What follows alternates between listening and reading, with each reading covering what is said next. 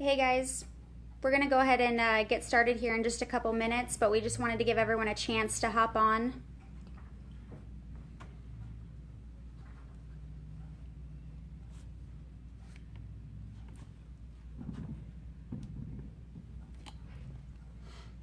See, the camera's a little bit different.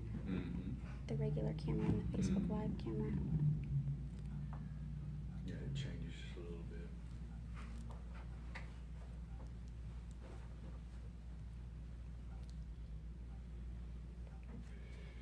Looks like a few people are hopping on. Let's get this over here up.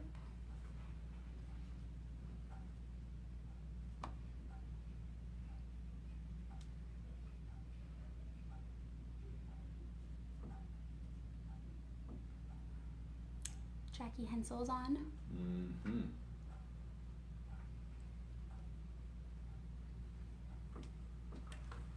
Jackie Hensel's on.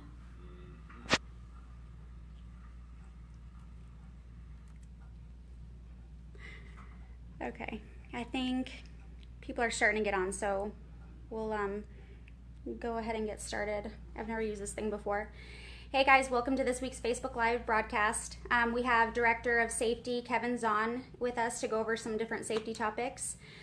Today, unfortunately, we're not doing any questions. It's just kind of for your information. Kev? Brittany, thank you. Welcome everybody. Thanks for joining in today. Just want to talk about a couple different safety topics with you today, just trying to heighten your awareness to some, not only some incidents that we've had here recently, but throughout this year. And so hopefully you're going to get some good information, and we can maybe prevent some of these accidents from happening again. But as we all know, and hopefully you do know, as we send out fleet wides, in the event of an incident, please send the macro 15. Very important that you do that. Follow the steps in the macro. Real important, if you are involved with another motorist, be sure to call 911. That's really, really important. But again, this is to guide you. Kev, speak up. Speak up. So again, if you're involved in another motorist, call 911. Get the police involved, and fill the macro out. And again, just follow the steps. If it's if you have a DITS load, make sure you hit your panic button. Call DITS, and again, just follow the steps in the macro. My number's on here, as you can see. Day hours, office hours, of course. Call the 1136 number, and then down below here you can see there's my cell number. Now, if you can't get a hold of me, it's after hours. You can call night dispatch. They'll transfer you to myself or to Dan Stark or Donnie Lester, but make sure you try to get a hold of one of us if it's after hours, and real important. And we'll try to help guide you through what to do next. Hey, real important. Kev, we'll stop for just a second. People are saying they can't hear you. So we either need to speak up. Guys, can you hear me when I'm talking?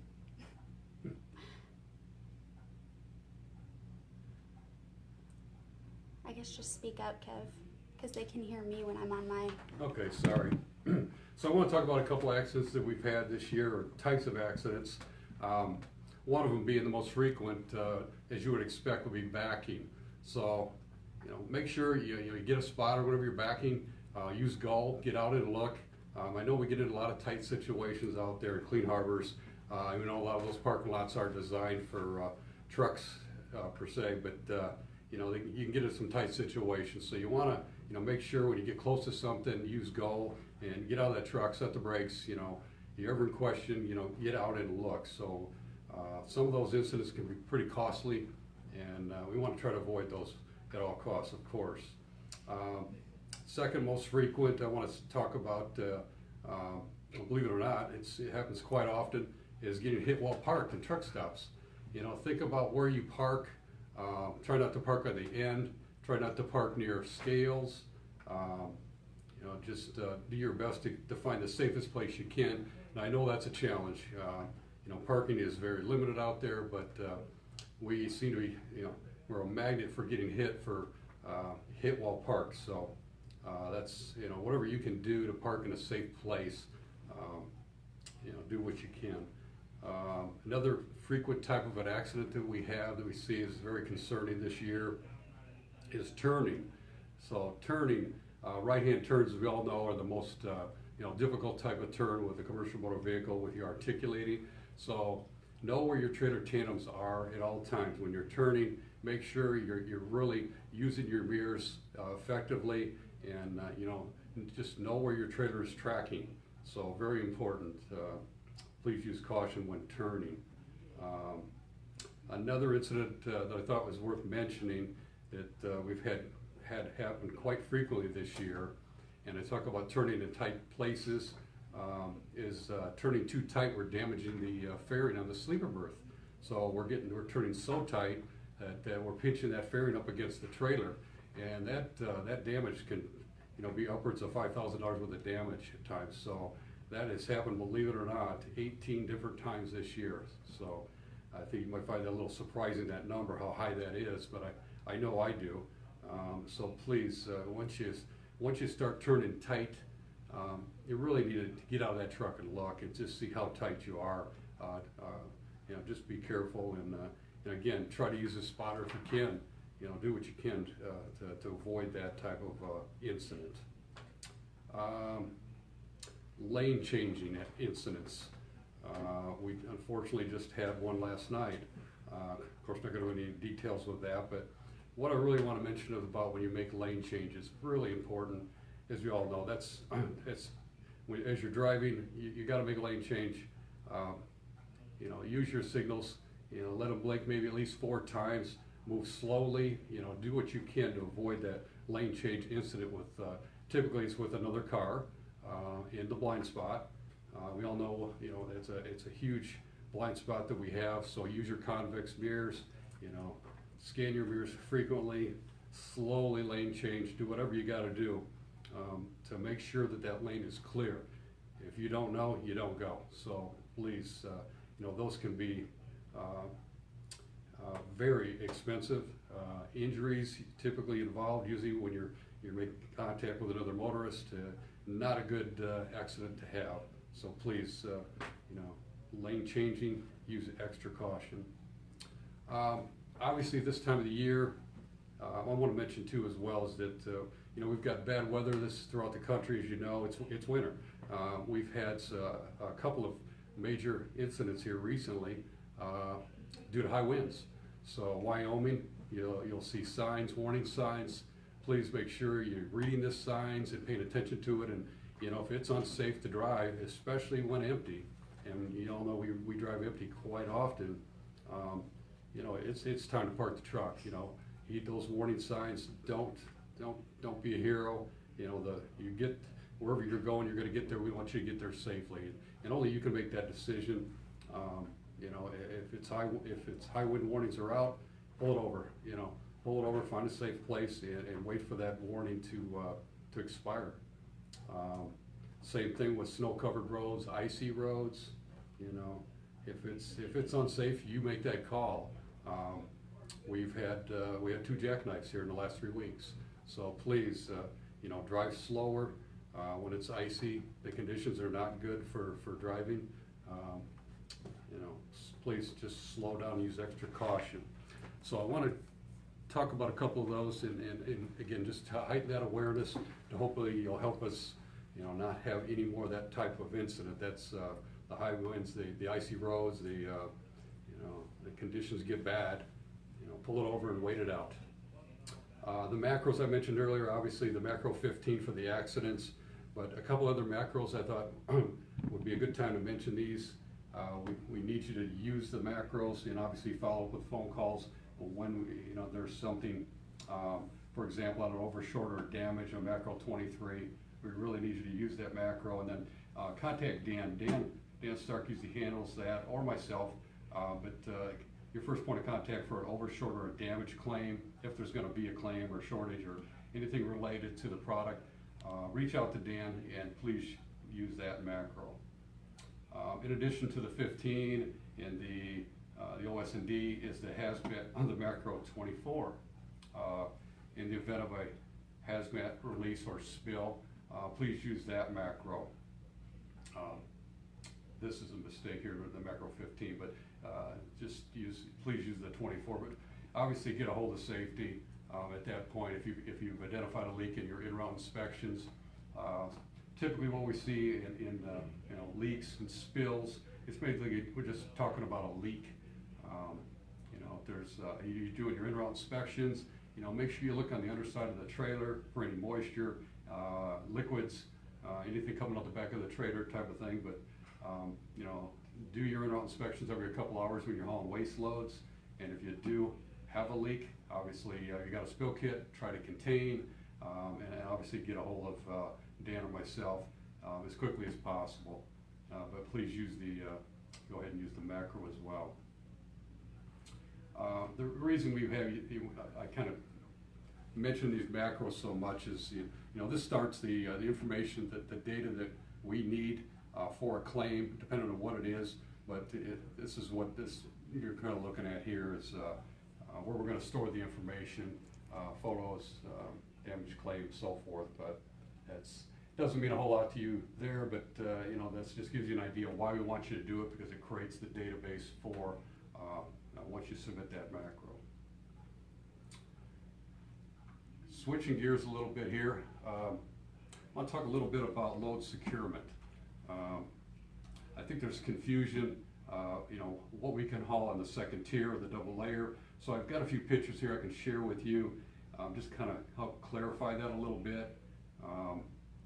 What you're looking at here is obviously 55-gallon drums. They're up on the second level. But what you need to understand about these barrels is this is dry material in here. This is not liquid. There's a bolt clamp here, so seal, so it's not a solid drum like that. So this is dry material. So we're okay on the second level, hauling a 55-gallon drum on the second level. Now our concerns are securement, of course, for tipping, and this looks pretty good and secured here, but we don't want to haul liquid 55s on the second level. So that's something we do not want to see.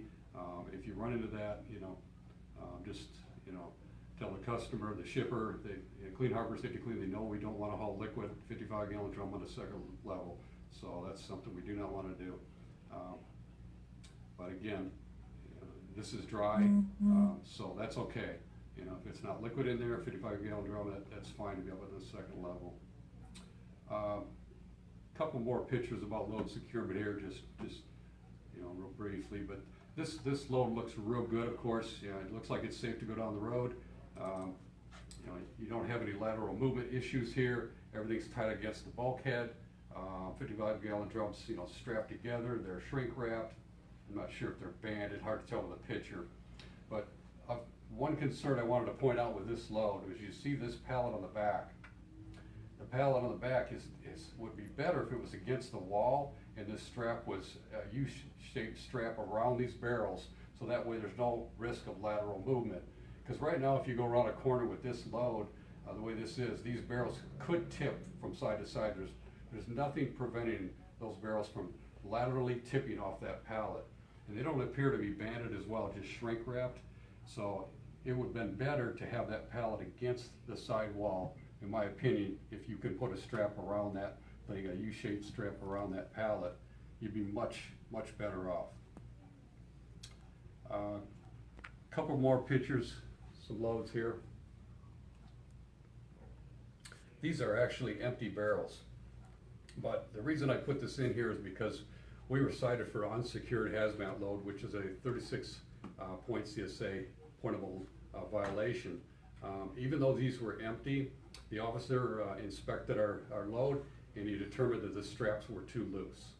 So it becomes an officer's opinion violation, and that's something we don't be subject to. So if you're going to use your straps, make sure they're tight. Do your in-route inspections, and it may take you getting into the trailer a few times on your trip and retightening your securement straps. So again, it's looks like it's a good secure load, but make sure the straps are good and tight. One last one on load securement, guys. Bulk containers here. You know, that thing looks good and secure. They've got 2x4s down for lateral securement. You've got multiple different straps here, as you can see. Looks great.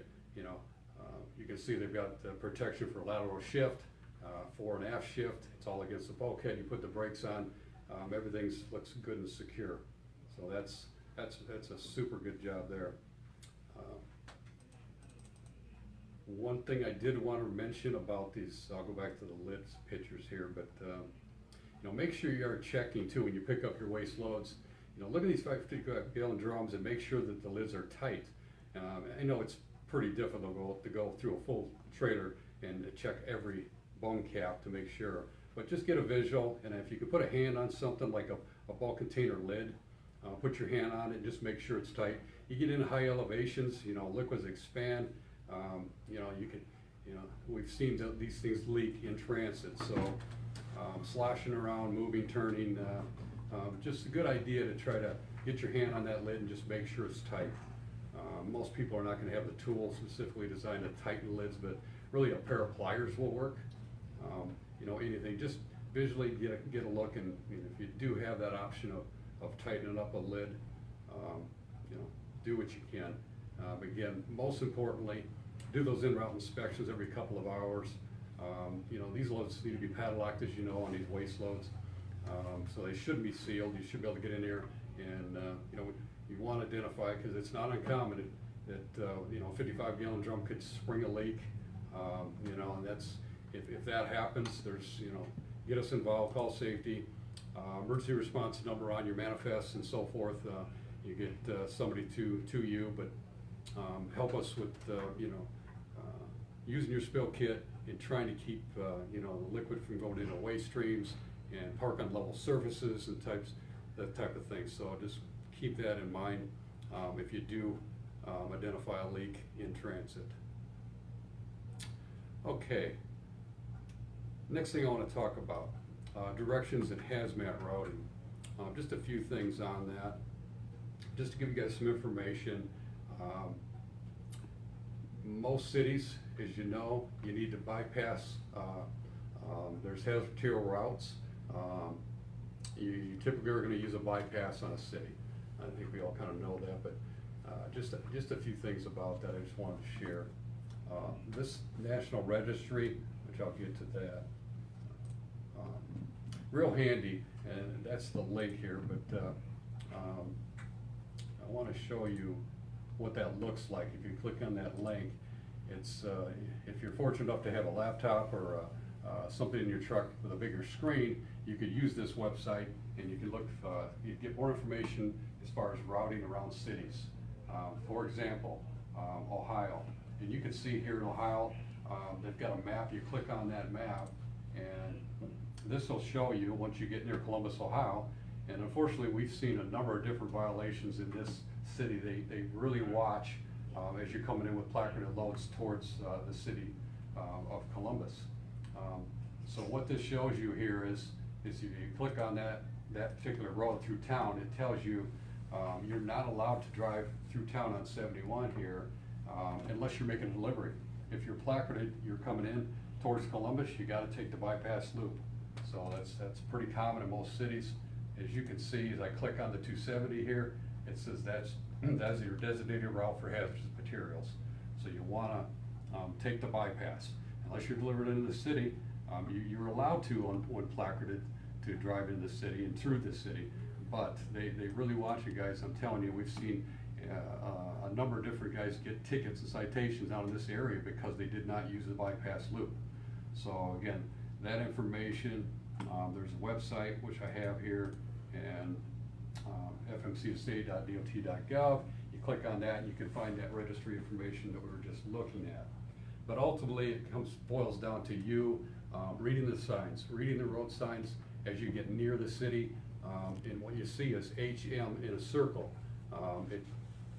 That's your hazardous material route. You've got to pay attention to the signs as you come near the cities, and you've got to follow the bypass routes. So pay close attention to those signs, or you could see yourself getting a fine.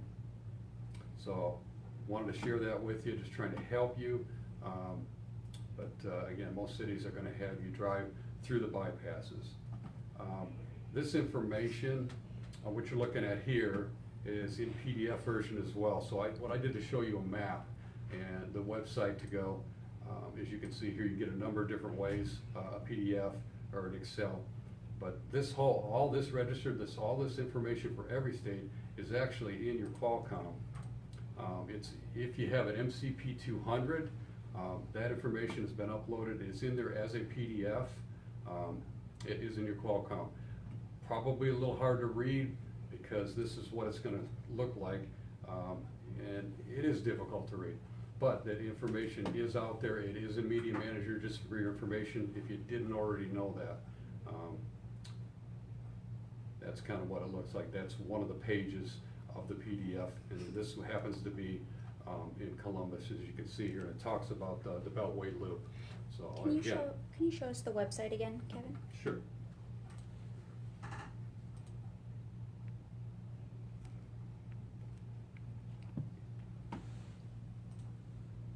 Okay. So the web address, www.fmcsa.dot.gov, and then you've got to do /regulations/hazard materials/ so it's pretty complicated, pretty long website address, but anybody that would like it, just let me know. I can certainly email it to you. Pretty handy to be able to go to a map. I mean, to me, I'm kind of a map guy. To me, that really helps you visualize things as you're coming to a city or you need more information. No doubt about it, a little more difficult to read what we have available to you in the Qualcomm and the MCP 200 in Media Manager. A little difficult, but it is out there. But what is that under in the Qualcomm? Media Manager. So there's a Media Manager tab. Media Manager tab. The Media Manager tab. It's bottom right. So you'll see Media Manager. Now you have to have an MCP 200.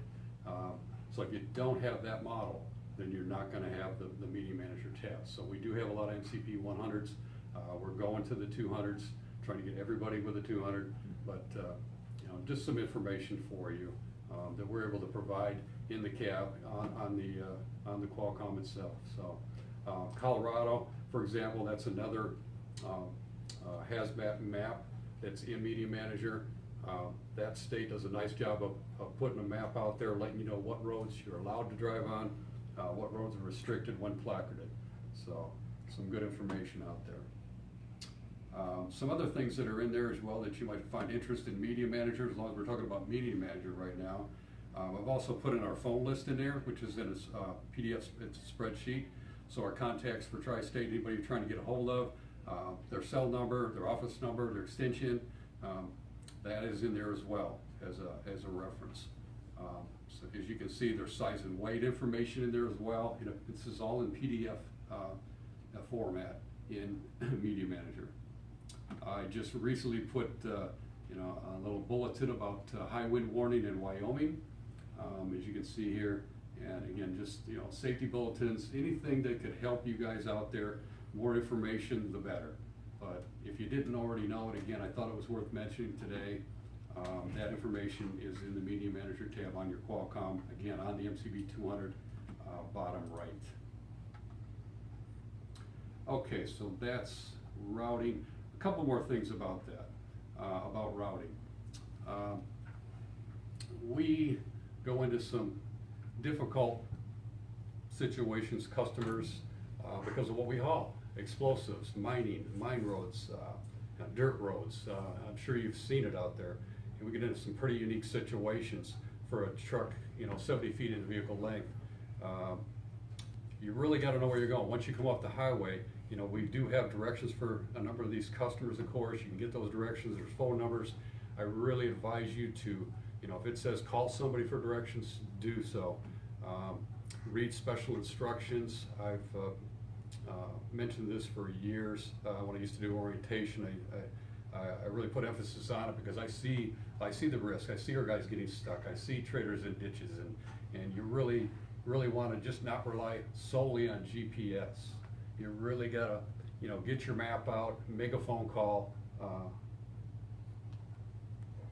Really, again, read the information. This particular customer here in Calvert City, I'll tell you that this year alone, we had 2 drivers use their GPS solely, and what it did was send them in the shortest route. and that shortest route led them right to a low overpass. So we hit twice we've wrecked traders on the same overpass because drivers said they were following their GPS, the shortest route to get to this customer. And the directions, I looked, they were good. There was nothing wrong with the directions. So had the driver just looked and followed directions, or made a phone call, or looked at the map, or do something besides follow the shortest route, we would not have made contact with a low bridge. So please, be smart, think about it. When use the major interstates, of course. If you're going from San Jose to Kimball, Nebraska, obviously stay on the main roads, stay on Interstate 80.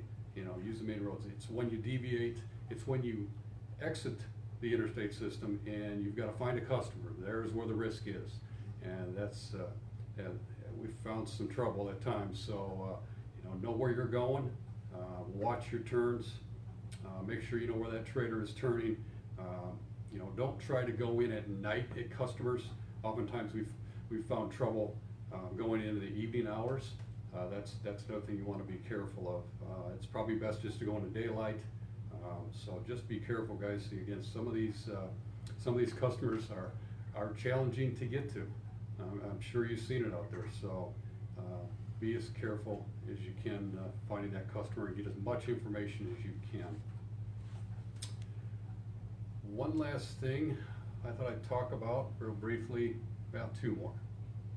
One being, actually I want to talk about is roadside inspections. Congratulations to these drivers. These are recent posts of roadside inspections. Did a great job of not getting any violations. So green is good, as you're seeing on here. This is a program we use called Vigilo, and it extracts the roadside data from roadsides directly from the FMCSA. So it uploads, puts in this nice little format.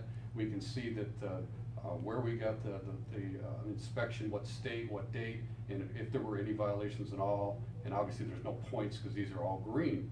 So green, good, this is what we want to see. Again, congratulations to these drivers. Thank you very much for getting clean inspections. That's very important to us for our CSA scores. We really appreciate that. With that being said, make sure you are sending in your roadside inspections, either via Drive Axle, or however you get them into us, maybe directly to your driver manager. However you do it, please send those in. We need to retain them for a year.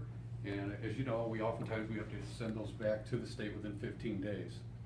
If you incur a violation, mechanical violation, and you've got a vendor coming to repair whatever is wrong with your equipment, remember that we need that receipt as well, along with that roadside inspection. Please send both in. So we've got to have that information. Again, it's real important that we send it back to the state and prove that we acknowledge the violation, that we have corrected the violation, the mechanical violation, and it's real important that we maintain that data and get that from you. So please, again, keep up the good work. Great job getting the clean inspections, but make sure you're sending them in to us as soon as possible. If you are under inspection, you're having any issues, if you need help, we've helped drivers get out of violations before at scales. Call safety, call myself, call Dan Starr, call Donnie Lester. Get a hold of us, get us involved. We're here to help you. We're here to support you in operations, and we just want you out there to being safe and you have as much information as possible and help you when we can.